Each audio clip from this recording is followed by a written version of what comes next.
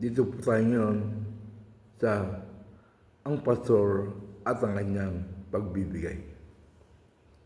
Sinabi minsan ni Martin Luther, bawat tao ay nangailangan ng dalawang uri ng pagbabago. Ang una, ang pagbabago ng kanyang puso. Pangalawa ay pagbabago ng kanyang pitaka. Hindi sapat ang pagsusuko lamang sa buhay sa paglilingkod.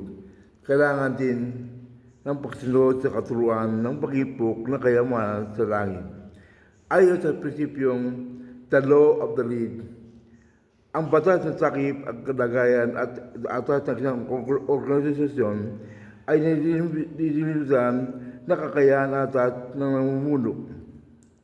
Ang atas ng mamumuno ay nisilubing takip o hangganan kung hanggang saan makarating ang organisasyon. Sa mga tuwid, kung ang pastor ay hindi mapagbibigay, mahirap asahang maging mapagbigay ang mga membro na hindi isang pinaglulukuran niya. Pastor ang mabuting halimbawa ng pagbibigay. Dalawang mahalagang tukulin ang dapat kapanan ng pastor hinggil sa pagbibigay.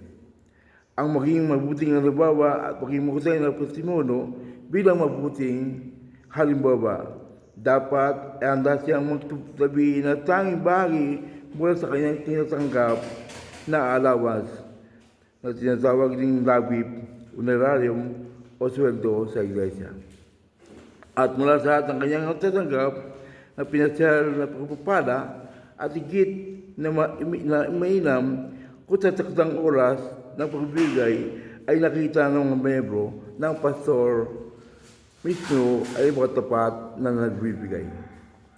Sapagkat malaki ang respeto ng mga membro sa pastor, narapat lamang na siya ay kakakitaan ng magandang halimbawa ng regular at planadong pagbibigay sa iglesia na kanyang ikatampung bahagi, tulad ng tithes at mga kaloob offering.